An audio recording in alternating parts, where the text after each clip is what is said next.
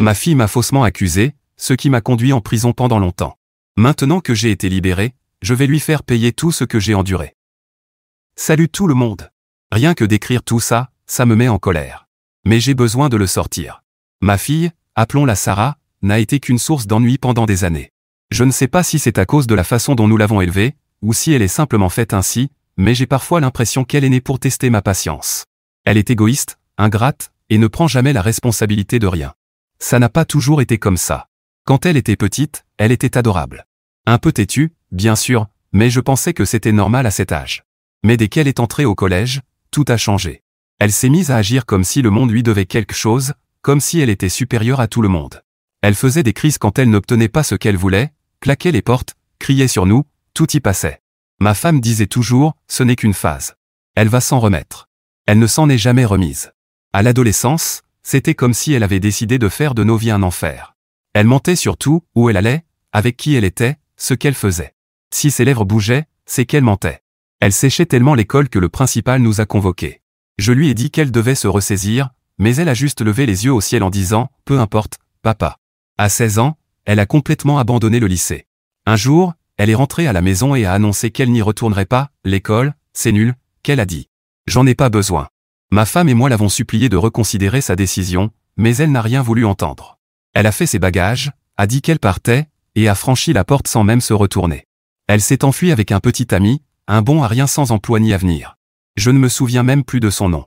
Pendant 3 ans, plus aucune nouvelle d'elle. Pas d'appel, pas de message, rien. Ma femme était anéantie. Elle pleurait presque chaque nuit, se demandant si Sarah allait bien, si elle reviendrait un jour. Moi, j'étais en colère, mais aussi soulagé.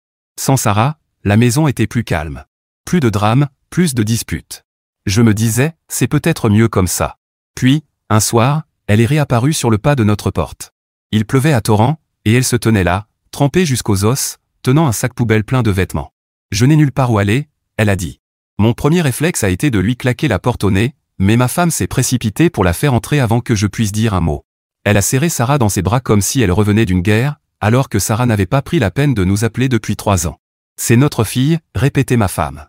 On ne peut pas la laisser dehors. Je l'ai laissée rester. Mais je savais que c'était une erreur. Et j'avais raison. Au début, j'ai voulu lui donner le bénéfice du doute. Peut-être qu'elle avait changé. Peut-être qu'elle avait tiré des leçons de son absence. Eh bien, non. En quelques jours, elle était redevenue la même. Elle ne cherchait pas de travail, ne faisait rien à la maison, passait ses journées sur le canapé, les yeux rivés sur son téléphone. Quand on lui demandait de faire quelque chose d'aussi simple que sortir les poubelles ou faire la vaisselle, elle levait les yeux au ciel comme si on lui demandait l'impossible. « Pourquoi tu peux pas le faire ?» qu'elle disait. Fatiguée ? Fatiguée de quoi ? De ne rien faire de la journée ? Et puis, il y avait ses sorties nocturnes. Elle quittait la maison après le dîner en disant qu'elle allait marcher, mais elle disparaissait pendant des heures. Parfois, elle ne rentrait qu'après minuit. Quand je lui demandais où elle était, elle haussait les épaules, nulle part, comme si ce n'était pas mes affaires. Elle rentrait avec un petit sourire, comme si tout allait bien, puis se vautrait sur le canapé et reprenait son téléphone. J'ai essayé d'en parler à ma femme, mais elle trouvait toujours des excuses. Elle a traversé beaucoup de choses, disait-elle. Elle a juste besoin de temps pour s'adapter. S'adapter à quoi ? À se comporter comme la reine de la maison pendant qu'on se pliait en 4 pour elle ? Une nuit, je n'en pouvais plus. Sarah était sortie jusqu'à 1h du matin, et quand elle est enfin rentrée, je l'ai confrontée. « Où tu étais passée ?» ai-je demandé. Elle a ri et répondu « Pourquoi ça t'intéresse ?» C'est là que je lui ai dit qu'elle devait commencer à faire sa part ou trouver un autre endroit où vivre. Sa réponse ? C'est à toi de t'occuper de moi. C'est ce que les parents font. J'en revenais pas. Après tout ce qu'elle avait fait, abandonner l'école, fuir, nous ignorer pendant 3 ans, elle croyait encore qu'on lui devait quelque chose. À ce moment-là, j'ai décidé que j'en avais assez. Je lui ai donné un ultimatum, 24 heures pour faire ses valises et partir. Ma femme a essayé de discuter, mais je l'ai coupé net. C'est une adulte, ai-je dit. Elle a fait ses choix, à elle d'en assumer les conséquences. Au début, Sarah ne m'a pas pris au sérieux. Elle a ri, ouais, d'accord, papa, comme si c'était une blague. Mais quand elle a compris que je ne plaisantais pas, son attitude a changé. Elle s'est mise à hurler, t'es un père horrible. Tu ne m'aimes pas. J'ai tenu bon et maintenu mes paroles. Elle est montée dans sa chambre en claquant la porte si fort que toute la maison en a tremblé. Ma femme m'a ignoré le reste de la journée, mais je m'en fichais. C'est arrivé avant même que les 24 heures soient écoulées. J'étais assis dans le salon, en train de lire les nouvelles sur mon téléphone, essayant de me détendre après une autre dispute avec ma femme à propos de Sarah. Ma patience était déjà à bout, mais je me disais qu'il suffisait de tenir jusqu'au lendemain soir. Sarah partirait enfin, et je retrouverais ma tranquillité. Mais la vie adore frapper là où ça fait mal. Il y a eu un coup à la porte, 3 frappes rapides et sèches qui m'ont glacé le sang. Ce n'était pas un coup amical. Je me suis levé pour ouvrir, le ventre noué. En ouvrant la porte, j'ai vu 3 policiers, le visage fermé. « Monsieur, nous avons un mandat pour fouiller votre domicile », a dit l'un d'eux. J'ai eu un moment de vide total. Quoi? Pourquoi? Nous avons reçu un signalement anonyme concernant des substances illégales stockées dans cette maison, a expliqué l'officier. Le rapport est à votre nom. Mon nom. Ma maison. J'ai eu l'impression que le sol s'effondrait sous mes pieds. J'ai voulu protester, leur claquer la porte, mais je savais que ça ne servirait à rien. J'ai donc reculé et les ai laissés entrer, une peur immense me submergeant. Ils se sont rapidement dispersés, un officier restant au salon pendant que les autres fouillaient la maison. Ma femme, figée dans le couloir, était pâle comme un linge. Sarah, elle, était assise sur le canapé, totalement indifférente. Elle a même eu le culot de me lancer un sourire narquois pendant que les policiers montaient à l'étage. J'ai su. Je n'avais pas de preuves, mais je savais que c'était son œuvre. Qui d'autre aurait pu faire ça? Elle traînait dehors, rentrait tard, fréquentait Dieu sait qui. Elle était la seule à avoir quelque chose à gagner dans tout ce chaos. Les policiers ont commencé par fouiller sa chambre. Je me tenais dans le couloir, les regardant retourner ses affaires, ouvrir ses tiroirs, arracher les draps de son lit, vider son sac à dos. Mais ils n'ont rien trouvé. Pas une seule chose. J'ai ressenti une lueur d'espoir. Peut-être que tout cela était un malentendu. Peut-être que Sarah n'avait finalement rien fait. Puis, ils sont passés à ma chambre. Je ne pensais pas qu'ils trouveraient quoi que ce soit là-bas. Pourquoi l'auraient-ils fait? Je n'étais impliqué dans rien d'illégal, et je n'avais certainement pas de drogue dans ma maison. Mais alors, l'un des policiers a soulevé le matelas de mon lit et s'est arrêté. Ici, a-t-il dit, en tenant un sac rempli de ce que j'ai immédiatement reconnu comme de l'héroïne. Quand l'officier a brandi le premier sac d'héroïne, j'ai jeté un coup d'œil à Sarah, espérant voir sur son visage de la surprise ou de la confusion. Au lieu de cela, elle a esquissé un sourire narquois, un rictus qui m'a glacé le sang. Elle n'a pas sursauté, n'a rien nié. Elle est restée là, assise, comme si tout cela n'était qu'un jeu pour elle. Mon sang s'est mis à bouillir en réalisant qu'elle n'était pas seulement indifférente. Elle était fière de ce qu'elle avait fait. J'avais du mal à respirer. J'avais l'impression que les murs se refermaient sur moi. Ce n'est pas à moi, ai-je dit instinctivement, la voix tremblante. Mais les policiers ne m'écoutaient pas.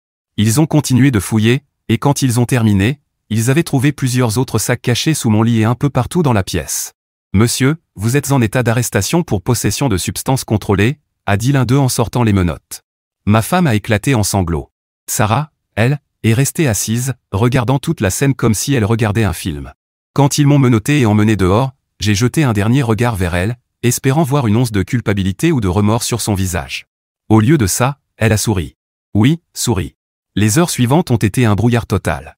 Ils m'ont emmené au commissariat, ont pris mes empreintes, ma photo d'identité judiciaire. Je n'ai cessé de répéter que la drogue n'était pas à moi, que quelqu'un m'avait piégé, mais personne ne voulait m'écouter. Les preuves étaient là, dans ma maison, sous mon lit. C'était suffisant pour eux. On m'a refusé la libération sous caution, affirmant que la quantité d'héroïne trouvée suggérait une activité de distribution. Mon avocat a essayé de se battre, mais cela n'a rien changé. J'étais coincé en prison, en attente de la suite de l'enquête. Au cours des semaines suivantes, ils ont commencé à examiner l'affaire. Ils ont testé les drogues pour y chercher des empreintes, des traces d'ADN, n'importe quoi qui pourrait me relier à elle. Mais il n'y avait rien. Aucune de mes empreintes sur les sachets, aucune preuve matérielle me liant aux drogues. Pourtant, cela ne suffisait pas à me libérer. La maison était à mon nom, ce qui signifiait que les drogues m'appartenaient, à moins que je puisse prouver le contraire. Mon avocat a plaidé que quelqu'un avait dû les placer là à mon insu, mais sans preuve solide, c'était ma parole contre celle d'un rapport anonyme. Je savais que c'était Sarah. Je ne savais pas comment elle s'y était prise, mais j'en étais certain.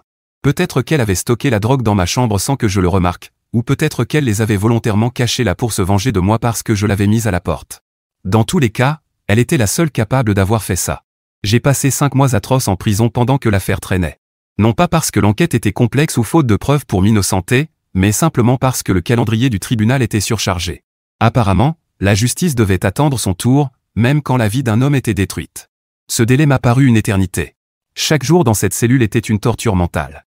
Je ressassais tout encore et encore, la trahison, l'humiliation, l'impuissance, tout tournait dans ma tête comme un disque rayé. Mon corps était enfermé, mais mon esprit, lui, n'arrêtait jamais de tourner en rond. Je ne pouvais pas m'empêcher de penser que ma propre fille m'avait fait ça. Je me demandais si elle riait, si elle vivait sa vie comme si de rien n'était, pendant que je croupissais dans un endroit où je n'avais rien à faire. Ma femme est venue me rendre visite plusieurs fois pendant ces mois-là, mais même sa présence était devenue un fardeau. Elle n'était pas là pour me soutenir ou me rassurer. Pas vraiment. Chaque fois qu'elle venait, j'avais l'impression qu'elle cherchait quelque chose, qu'elle me questionnait, comme si elle espérait que j'avoue quelque chose. J'avais besoin qu'elle croie en moi, qu'elle se batte pour moi. Mais au lieu de ça, elle semblait perdue, incertaine de pouvoir encore faire confiance à l'homme avec qui elle vivait depuis 20 ans. Pourquoi Sarah ferait-elle quelque chose d'aussi horrible? M'a-t-elle demandé lors d'une visite, la voix hésitante, comme si elle n'arrivait même pas à prononcer les mots sans douter. J'ai serré les poings si fort que mes jointures sont devenues blanches. Tu veux savoir pourquoi? Ai-je dit, essayant de garder mon calme, sans y parvenir. Tu sais très bien comment elle est. Tu l'as vu mentir, manipuler, retourner les situations à son avantage. Ce n'est pas nouveau. Elle a secoué la tête, le visage pâle et tiré. Mais cacher de la drogue. Te faire arrêter? Ce n'est pas juste mentir. C'est, je ne sais pas. C'est mal, c'est diabolique. Sa voix s'est brisée, et elle a baissé les yeux vers ses mains qu'elle tordait nerveusement, comme si elle détenait la réponse. Elle suit ce chemin depuis des années, ai-je dit amèrement. Tu n'as juste jamais voulu le voir. Tu n'as cessé de lui trouver des excuses. Elle a eu une enfance difficile. Elle a souffert. À chaque fois qu'elle franchissait une limite, tu lui pardonnais. Et maintenant, on en est là. Mes mots l'ont giflé. Mais je m'en fichais. J'étais trop en colère, trop épuisé, trop brisé pour adoucir la vérité. Si elle avait cru en moi, si elle s'était rangée de mon côté dès le début, peut-être que j'aurais pu supporter tout ça autrement. Mais au lieu de ça, elle doutait. À chaque visite, elle me regardait comme si j'étais celui qu'il fallait interroger. Peut-être que tu ne savais pas ce qui se passait, m'a-t-elle dit un jour, la voix tremblante. Peut-être qu'il y a autre chose là-dessous. Je l'ai fixée, stupéfait par le peu de foi qu'elle avait encore en moi. Tu t'entends parler? Ai-je lancé. Tu es ma femme. Tu me connais depuis 20 ans. Tu crois vraiment que je serais mêlé à la drogue? Tu crois vraiment que je risquerais tout pourquoi? Un peu d'héroïne sous mon lit? Elle n'a rien répondu. Elle est restée là, le regard rivé au sol, comme une enfant qu'on réprimande. Mais son silence en disait long. Elle ne me croyait pas. Pas complètement. Elle voulait peut-être y croire, mais au fond d'elle, le doute persistait. Et ce doute me blessait plus que tout le reste. Le pire, c'était de savoir que Sarah avait tout planifié. Plus j'y réfléchissais, plus c'était évident. Ce n'était pas un coup de tête. C'était calculé. Elle avait pris le temps de cacher la drogue dans ma chambre, sachant très bien que cela me ferait accuser. Elle avait fait un signalement anonyme, pour s'assurer que la police ait une raison de venir avec un mandat. Elle avait tout mis en place pour me piéger. Et ça avait marché. Et pourtant, ma propre femme ne voyait rien. Mes parents, venus une seule fois me rendre visite, ne voyaient rien non plus. Même certains de mes soi-disant amis commençaient à s'éloigner, chuchotant dans mon dos. Les preuves ne me liaient peut-être pas directement à la drogue, mais l'arrestation suffisait à faire naître le doute. Et le doute, c'est une chose puissante. Ça colle à la peau, comme une tache qu'on ne peut pas effacer. Pendant que le tribunal repoussait encore et encore mon audience, je n'avais rien d'autre à faire que de ruminer ma colère dans cette cellule. Je pensais à toutes les fois où Sarah m'avait menti en face, à toutes les chances que je lui avais données et qu'elle ne méritait pas. J'ai repensé à la façon dont elle avait souri en coin quand la police m'a emmené, comme si elle savait exactement ce qu'elle faisait. J'ai repensé aux larmes de ma femme, pas parce que j'étais en prison, mais parce qu'elle ne savait plus si elle pouvait encore me faire confiance. Quand j'ai enfin eu mon jour au tribunal, je n'étais plus la même personne qui était entrée en prison 5 mois plus tôt. J'étais plus dur, plus en colère, et moins enclin au pardon. Le système m'avait laissé tomber. Ma famille m'avait laissé tomber. Et tout ça à cause des actions égoïstes d'une seule personne, ma propre fille. Quand les preuves ont finalement été révélées, les textos de Sarah, les témoins qui l'avaient vu se faufiler dehors, l'absence d'empreinte ou d'ADN me reliant aux drogues, c'est comme si le monde se souvenait soudain que j'existais. Les accusations contre moi ont été abandonnées, mais les dégâts étaient déjà faits. 5 mois de ma vie étaient partis. 5 mois durant lesquels on m'a traité comme un criminel, dont les gens que je croyais m'aimer doutaient de moi. Mon nom pouvait être blanchi juridiquement, mais pas socialement ni émotionnellement. Je savais que je ne serais jamais le même. Je n'étais pas seulement en colère contre Sarah. J'étais en colère contre tous ceux qui avaient douté de moi, qui m'avaient laissé pourrir dans cette cellule pendant qu'ils se demandaient si j'étais le genre d'homme qui cacherait de l'héroïne sous son lit. Et dans cette colère, une graine de vengeance a commencé à germer. Je ne voulais pas seulement que Sarah subisse les conséquences de ses actes. Je voulais qu'elle sache ce que ça fait de tout perdre, que le monde la regarde comme il m'avait regardé. Je voulais qu'elle paie. La première chose que j'ai faite en rentrant à la maison a été de m'asseoir dans le salon en silence. Ma femme était là, plantée maladroitement près de l'encadrement de la porte comme si elle ne savait pas quoi dire. Peut-être pensait-elle que je serais ravi d'être de retour, ou peut-être s'attendait-elle à ce que je pardonne tout et passe à autre chose. Mais je ne pouvais même pas la regarder sans ressentir un mélange de trahison et de colère. « Pourquoi tu n'as pas cru en moi ?» ai-je finalement demandé, rompant le silence. Ma voix s'est légèrement brisée, ce qui m'a encore plus énervé. Je voulais paraître fort, pas brisé. Elle n'a pas répondu tout de suite. Elle est restée là, se tordant les mains. « C'était dur, d'accord ?» a-t-elle dit. « Les drogues ont été trouvées dans ta chambre. » Qu'est-ce que j'étais censé penser? Tu étais censé me connaître, ai-je rétorqué. Tu me connais depuis 20 ans. Tu as vu ce qu'est Sarah. Mais dès qu'il se passe quelque chose de mauvais, tu te retournes contre moi. Ma voix montait maintenant, et je m'en fichais.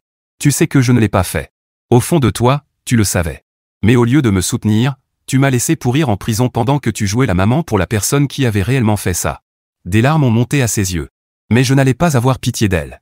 Ce n'était pas elle qui avait passé des mois dans une cellule, traitée comme une criminelle. Je suis désolé, a-t-elle chuchoté, mais ça ne m'a rien fait. Désolé ne me rend pas les mois que j'ai perdus. Désolé n'efface pas le fait qu'elle a douté de moi quand j'avais le plus besoin d'elle. Au cours des jours qui ont suivi, j'ai essayé de recoller ma vie. L'enquête a finalement mis au jour des preuves irréfutables montrant que Sarah était derrière tout ça. Les messages sur son téléphone montraient qu'elle trafiquait de la drogue depuis des mois, peut-être plus longtemps. Elle utilisait notre maison comme planque, cachant l'héroïne sous mon lit pour que, si quelque chose tournait mal, je paie pour elle. Les textos étaient accablants. Il la montrait en train de coordonner avec un dealer, de parler de déplacer de la marchandise, et même de rire en disant que papa ne remarquerait jamais rien. J'ai lu chacun de ces messages, les mains tremblantes de rage. Comment ma propre fille pouvait-elle me faire une chose pareille? Quelle sorte de personne monte un piège pour son propre père pour se sauver elle-même? La police a aussi trouvé des témoins qui se sont manifestés, affirmant qu'ils avaient vu Sarah rôder tard la nuit, rencontrer des types louches dans des parkings et des ruelles. Un de ses prétendus amis a admis que Sarah se vantait d'avoir caché de la drogue chez nous parce qu'elle pensait que c'était la couverture parfaite. Quand la police a finalement émis un mandat pour son arrestation, j'ai ressenti un mélange de soulagement et d'amertume, soulagé qu'on tire enfin sur le vrai coupable, mais amer que cela ait pris tant de temps et que j'ai dû en payer le prix.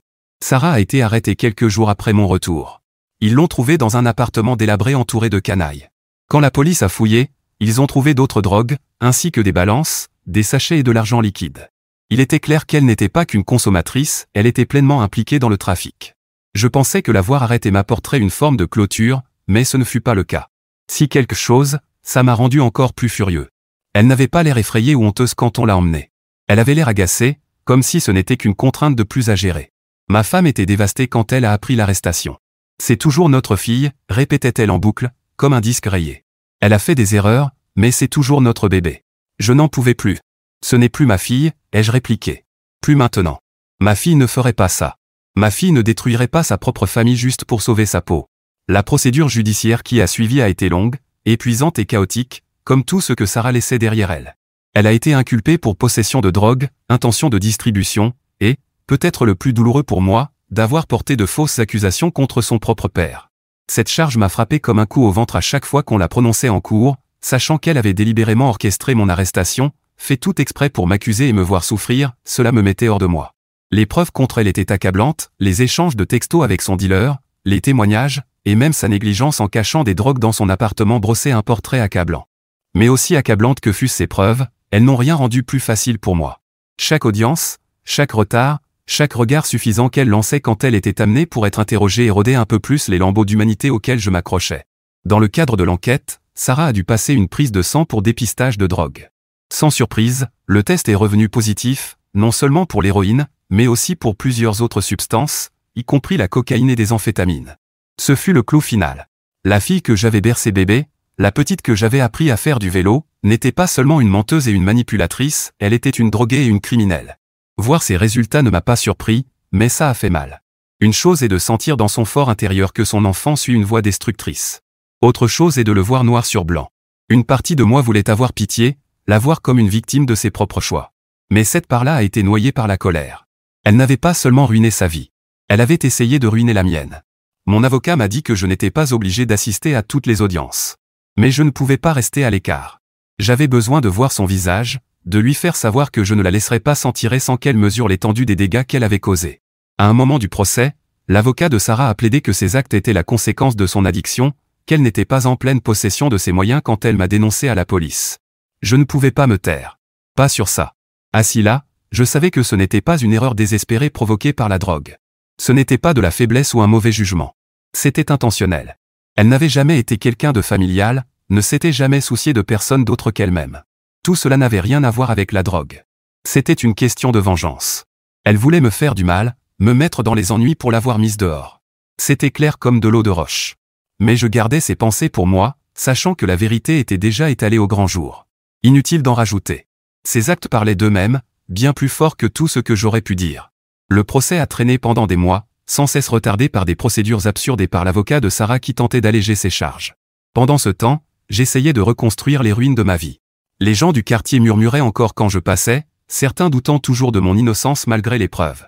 Ma femme, elle, semblait vivre dans un état de déni permanent.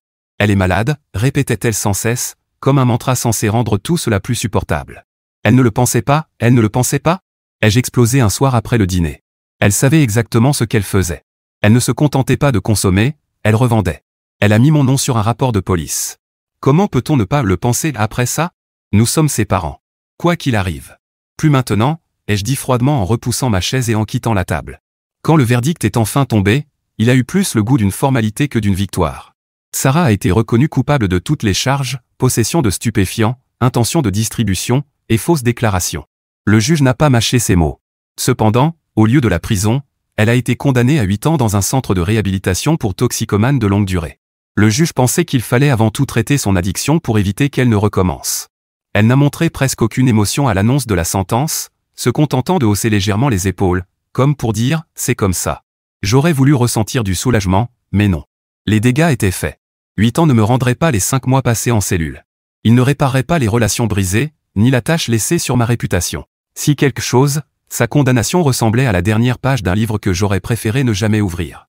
Après le procès, j'ai demandé une ordonnance restrictive contre Sarah pour qu'elle ne puisse plus jamais s'approcher de moi.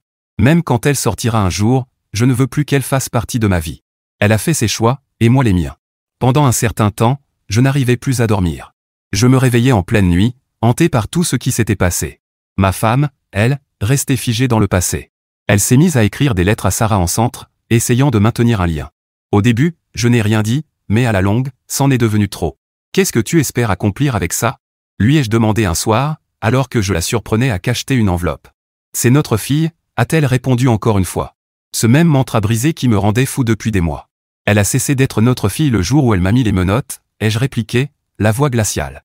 Je me fiche de ce qu'elle traverse. Je me fiche qu'elle aille mieux. Elle est sortie de ma vie, et rien ne changera ça. Cette conversation a été le point de rupture. Nous n'étions plus sur la même longueur d'onde, plus même dans le même livre. Ma femme s'accrochait à l'image de Sarah telle qu'elle l'avait connue autrefois, la fille qu'elle avait élevée, le bébé qu'elle avait tenu dans ses bras. Mais cette version de Sarah n'existait plus.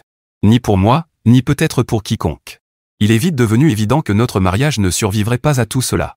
La confiance entre nous avait disparu, rongée par des mois de doute, de colère et de douleur. Ma femme avait douté de moi quand j'avais le plus besoin d'elle, et maintenant elle s'accrochait à celle qui avait détruit tout ce que nous avions construit. Comment revenir de ça? La réponse était simple, on ne le pouvait pas. Un soir, après une énième dispute à propos de Sarah, j'ai fini par le dire à voix haute, je ne pense pas qu'on puisse continuer comme ça. Ma femme m'a regardé, les yeux remplis de larmes. Tu es en train de dire que tu veux partir? Je dis que ça ne marche plus, ai-je répondu d'une voix calme mais lourde. Nous ne sommes plus les mêmes personnes qu'avant tout ça. Je ne te fais plus confiance, et tu ne me comprends plus. Et honnêtement, je ne pense pas pouvoir rester dans cette maison, entouré de tout ce qui me rappelle Sarah. Elle a hoché la tête lentement, en essuyant ses larmes. Je ne veux pas ça, mais je comprends. Nous avons convenu de nous séparer quelques semaines plus tard. Elle a gardé la maison, cet endroit où je ne voulais plus mettre les pieds.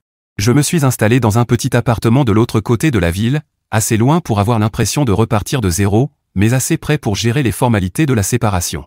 Ce n'était pas facile, mais c'était nécessaire. Le pire, ce n'était pas la séparation physique, c'était de réaliser que la vie que nous avions construite s'était effondrée aussi complètement. Nous avions passé 20 ans ensemble, à élever une famille, à bâtir un foyer, pour que tout s'écroule à cause des actes de notre fille. Les choix de Sarah n'avaient pas seulement détruit ma confiance en elle, ils avaient détruit mon mariage. Le pire, dans toute cette histoire, ce n'était ni la prison ni le procès. C'était de comprendre que la vie que je croyais solide ne l'avait jamais vraiment été. Mon mariage tenait à un fil, et je ne m'en étais même pas rendu compte avant qu'il ne soit trop tard. Peut-être qu'un jour, j'arriverai à laisser tomber toute cette colère. Mais pas aujourd'hui. Aujourd'hui, je me contente d'avancer, un pas après l'autre, en gardant Sarah aussi loin de moi que possible. Elle a fait ses choix, et elle en paiera le prix. Mais moi aussi.